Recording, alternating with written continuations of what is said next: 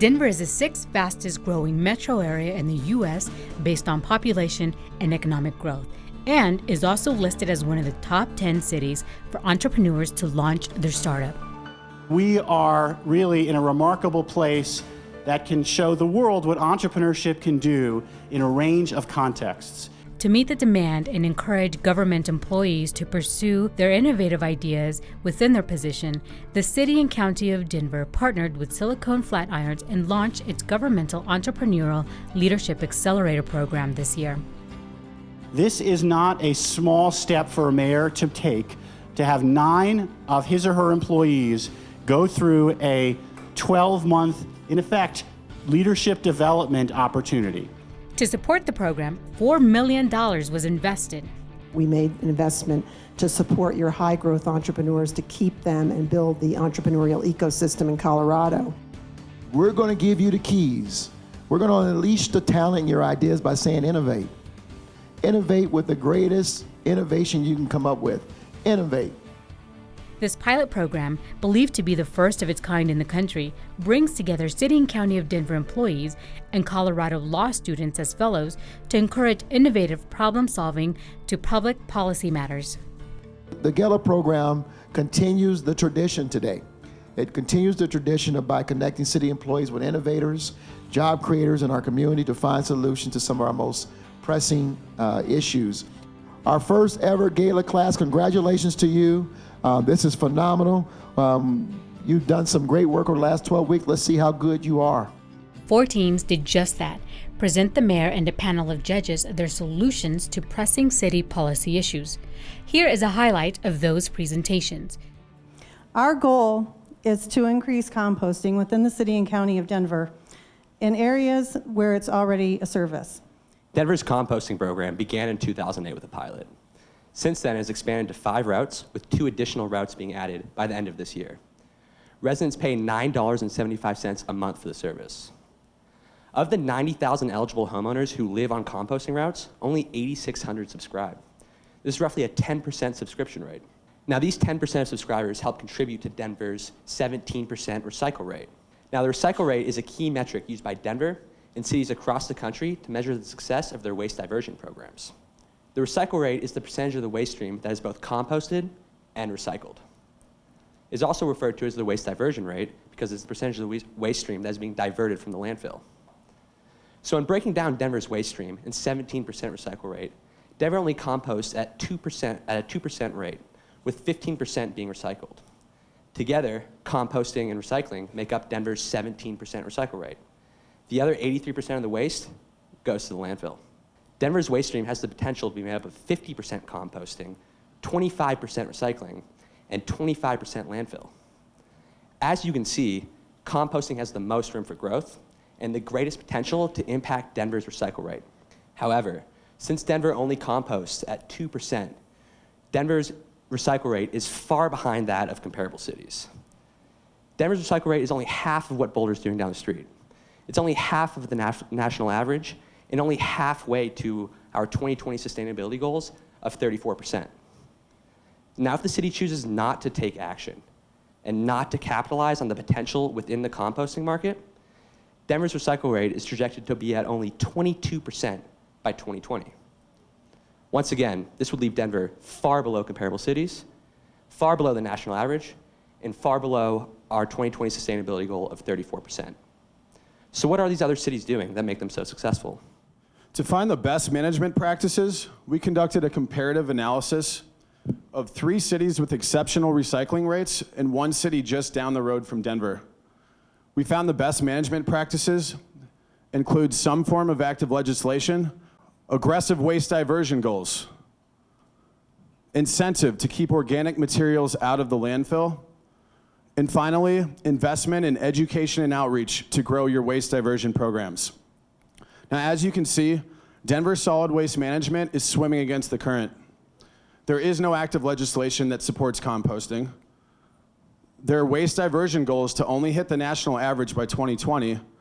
There is no incentive to keep organic materials out of the landfill. And of their $250,000 that is allotted to grow their waste programs, only $10,000 of that is set aside to grow their composting program. So it's remarkable that Denver Solid Waste Management has achieved a 10% subscription rate in the environment they operate in. But how do we get from that 10% to the next 20% and beyond? Well, we applied a marketing model that's used for disruptive products and services. Composting is a disruptive service because it changes our behavior with the waste stream. Each and every segment on this model represents a unique combination of demographics and psychology that require completely different marketing strategies. Sitting at a 10% subscription rate, we are currently stuck in the early adopters segment. The next segment to reach represent up to 34% of subscriber potential. Unfortunately, to get from the early adopters to the early majority, there is the largest gap in this entire marketing model, the hardest one to cross. It's called a chasm. So how do we cross this chasm and get to the early majority? Well, it's important to understand who the early majority is. This is a group of people that are very cautious about new products and services, and they rely extensively on word of mouth. They don't want to hear Denver Solid Waste Management telling them to compost. They want to hear their neighbors, friends, and coworkers talking about it. So it's our goal to recruit some of these early adopters who are passionate about composting, turn them into ambassadors to the composting program, and this will generate word of mouth marketing. This is a cost-effective approach to subscriber acquisition. This is our Neighborhood Composting Ambassador Program. Our Neighborhood Ambassador Composting Program, a 28-week pilot costing just under $3,000, not out of pocket, but rather administrative allocative costs, consists of 3 different phases.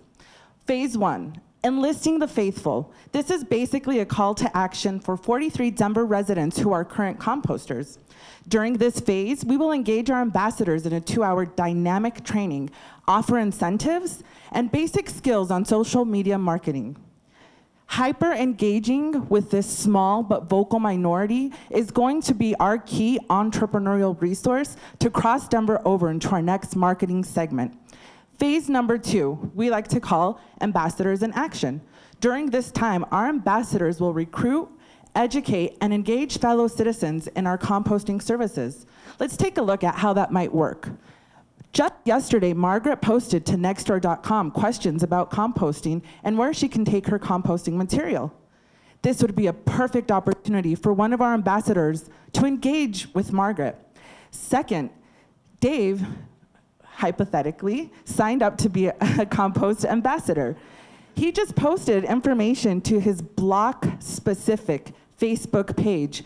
Now, we can tell that this has been seen by 31 of his neighbors on his block alone. This type of marketing costs the city $0. In addition to social media marketing, we plan to engage our ambassadors in city-sponsored services like Denver Days and Cabinet in the Community. Our third and final phase is going to be how did we do to grasp a true pulse of how the program is doing. In addition to our ambassador program, we wanted to reach out to the 4,000 new residents that call Denver home. We met with our marketing agency for the city and county of Denver and found out that they were already in the process of developing a welcoming postcard. And they have agreed to reserve space for it so that we can put information on it regarding our composting program. The second team's challenge, retail marijuana regulation and compliance. The team of 4 researched how to increase regulatory compliance at cannabis shops in a rapidly evolving market. It's been about 4 years since Coloradans voted to legalize recreational marijuana. It's been about 2.5 years since the first recreational dispensary opened here in Denver. Today, across the state, there are over 900 dispensaries. 40% of these dispensaries are licensed here in Denver. Denver also licenses growers, infusers, and testers of marijuana. The Office of Marijuana Policy is a progressive part of this process in that they oversee the entire regulation operation. There are 4 city agencies that conduct inspections of these businesses, including excise and licenses, fire prevention, environmental health, and community planning and development.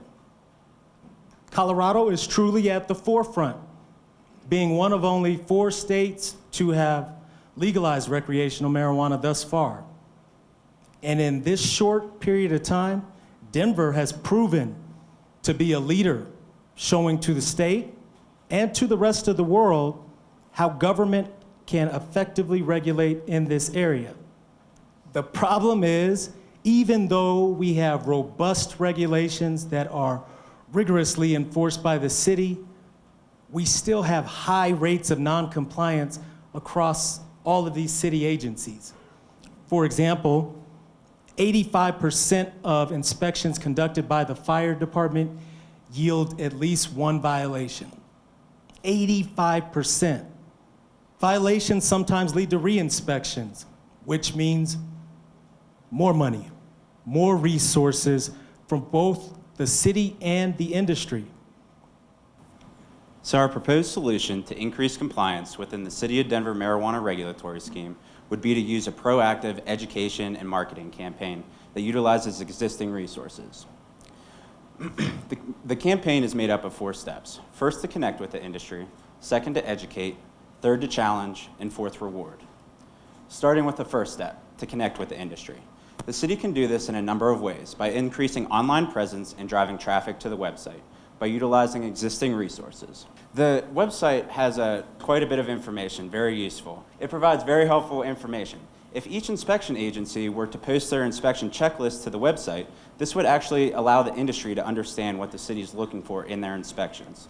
Additionally, if each inspection agency posted a frequently asked questions section to the website, not only could they post the answers to these questions, but they could also post the correct contact information if they had any other additional questions. We can drive the traffic to the website as well as subscribers to the industry bulletin by utilizing existing resources such as the City of Denver Facebook page, the City of Denver website, as well as a blast email to the industry. Step 3, challenge. We want to reimagine how the City of Denver regulates the marijuana industry through using incentives and a risk-based model to make these businesses want to comply. And we want to challenge these businesses to become super compliant and reach gold star status, meaning that they have had 0 violations from all 4 inspecting agencies for 1 year. And this brings me to step 4, reward. We want to reward these super compliant gold star businesses through giving them a certificate that they can show off, and we'll also reduce their inspections from 2 a year from every agency down to just 1 a year from each inspecting agency. And this will save both the city and the industry time and money. A Gold Star status means a city will save money. Denver has 460 marijuana distinct locations, and when you add all the inspections from all the different agencies, that is over 4,000 inspections a year. And the future is to have 25% of these businesses Gold Star status. That would also save time and money.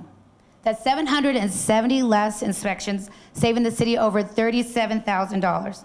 And by using our solution, the city would not use any money, all while helping the industry comply. The industries will also save time and money. An inspection could take over an hour, taking time away from customers. By reducing the inspection, this gives the industry more time to focus on their business. Great job. I like where these presentations are going. The first one cost $3,000, and this one saved $34,000, so I can't wait for the next $3 million savings. I could see where the trend is going. Team 3 presented the mayor and a panel of judges with a solution to reduce the costs associated with transporting homeless individuals between shelters, a service provided by the city twice a day. This is budgeted to cost $1.2 million in the upcoming year to contract with a third-party charter bus company to simply transport people from point A to point B, a 30% increase over last year's budget because a 4th bus will be utilized to reach a new shelter location.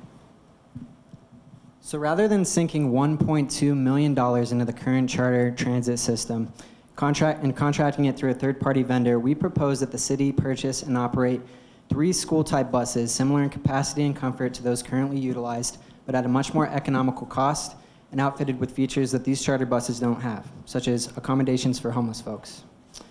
2 of these buses would be utilized for daily operations to shuttle folks from downtown to the Denver Rescue Mission's overflow facilities. The 3rd bus would be maintained as a backup bus as needed. In light of a recent initiative by the city to relocate these overflow shelters to a more centralized location downtown, we have the additional ability and opportunity to utilize 2 buses in lieu of the 4 that would be used otherwise. Cost factors for such an investment include fuel, maintenance, drivers, and insurance. The city already has the faculties and facilities to fuel and maintain these buses, and drivers would need to acquire CDL licensure with passenger classification. However, all things considered, the savings would be quite tremendous. The annual amortized cost of purchasing and operating these 3 buses is $290,000 annually. This includes estimated costs for fuel, maintenance, and drivers. And by our financial analysis, this would generate up to 76% savings over the current charter system year over year. We know that there's $1.2 million being allocated towards transportation services for homeless folks. And we've demonstrated a way we can potentially save up to 76% of that money. But how can we convert that value into more meaningful services for homeless folks who, after all, have a very significant stake in all of this? We know one challenge for the homeless community is to get from one place to another during business hours. They have the same needs that we have to get to medical appointments, job services, city and state resources. It's just that much harder for them.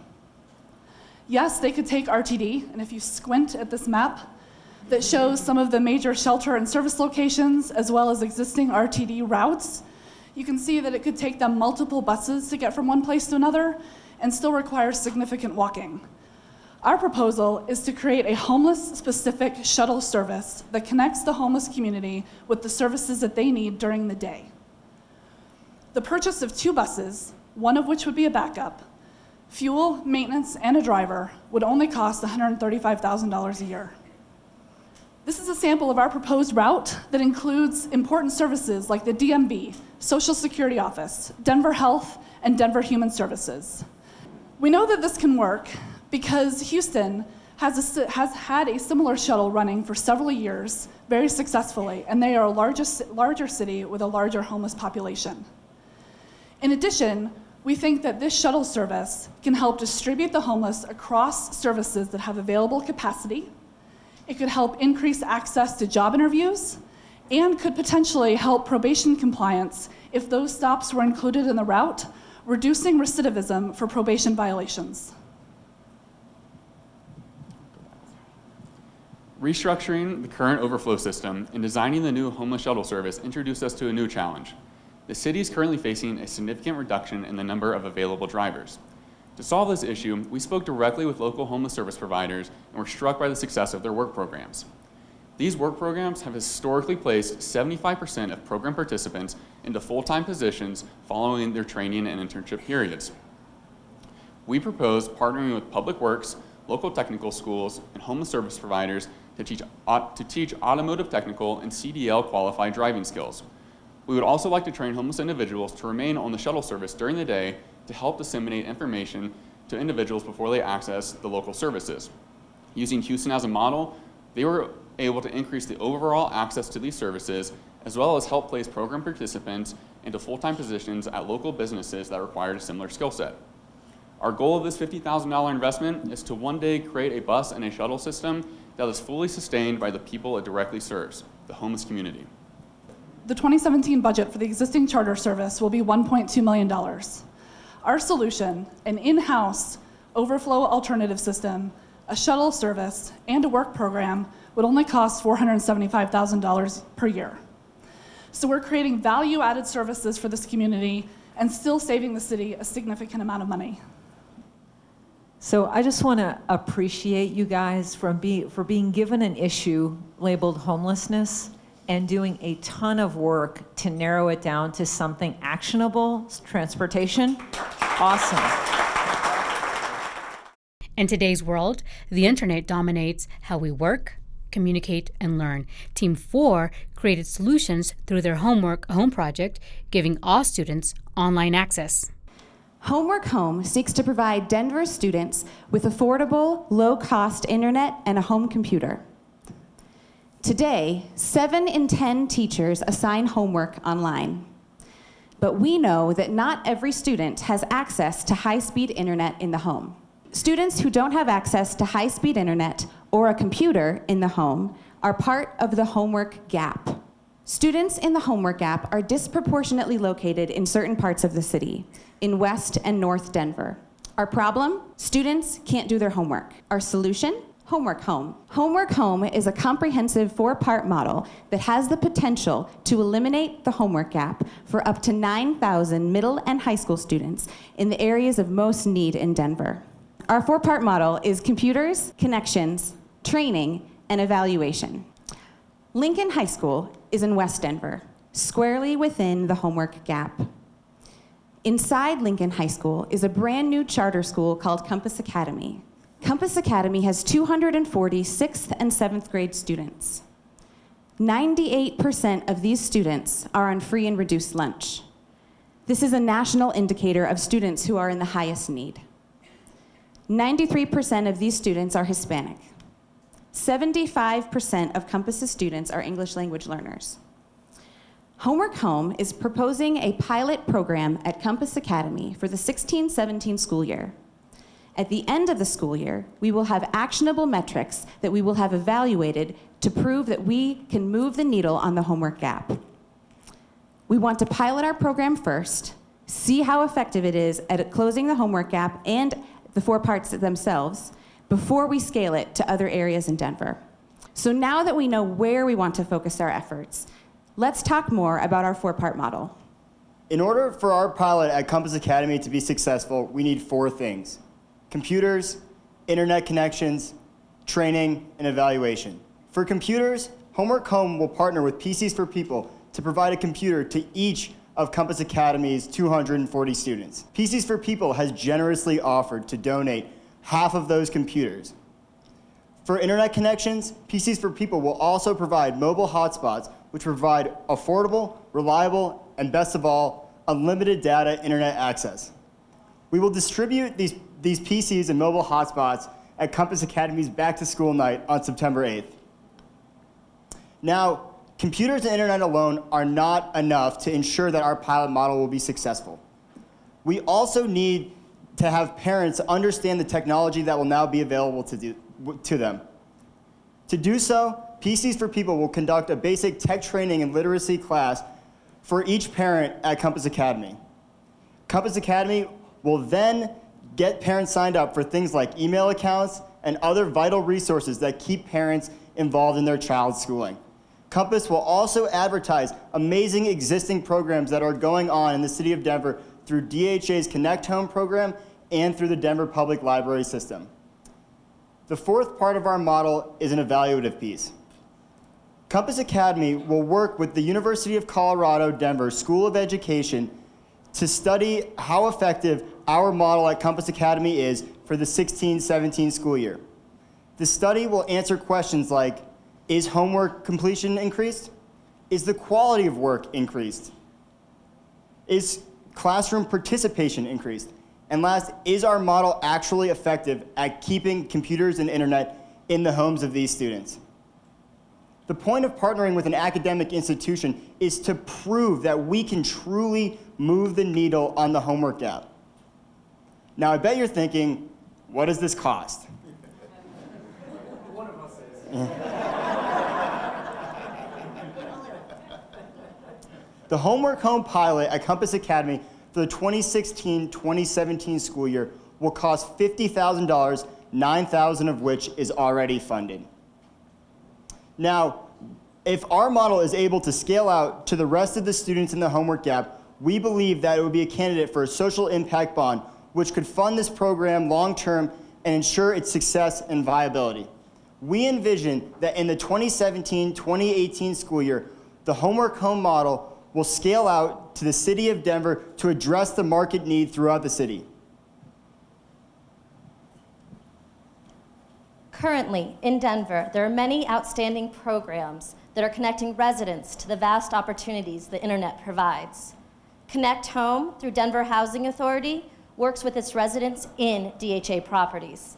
Denver Public Library has tech training classes in the library. Denver Public Schools is working toward a model of having 1 computer for every student in the classroom.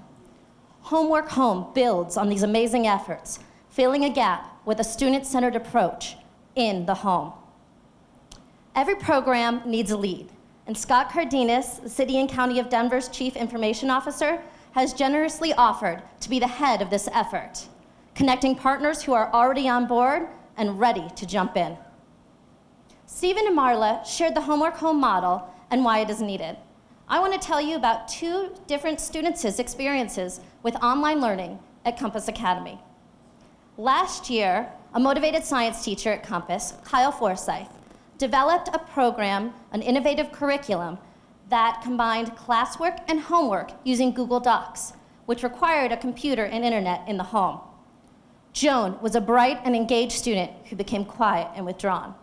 When Kyle asked about her lack of participation, she explained that she could not complete any of the online homework because she did not have a computer in the home. Kyle modified his curriculum to better fit the realities of what his students could do in the home. But in doing so, he limited the educational opportunities the internet provides students outside of the classroom. Joan wanted to learn, and she wanted to be successful, but she struggled. We also learned that having a computer and internet in the home does make a difference. Alexis was a bright student who struggled with note-taking in the classroom. Since he had a computer and internet in the home, his teacher Kyle was able to send him class notes every night using Google Docs. Due in part to his ability to home practice, his participation exploded, his confidence increased, and his grades improved. But Alexis is only one of a few students in his school who can access online homework in the way that he does. Over the last 20 years, the tool the student has evolved from the pencil to the computer. With this advancement has also come the homework gap, a division between students who have a computer and internet in the home and those who don't. Homework Home will bridge that gap, allowing students, all students in Denver, to realize their full academic potential, creating fewer Jones and more Alexises. Thank you. Will you give our teams a round of applause one more time? What great work. Excellent work. I told you we had great city employees, wonderful, brilliant city employees, and those law students. Wow, you guys are gonna do awesome. This was a wonderful exercise. To the teams, I simply want to tell you, you gave us a lot to think about. And I can tell you there's some of these, well, all the ideas are going to be reviewed again. We can take something from every team here today. You have my word, you're going to see something come back on each one of these. Thank you very much. Well done.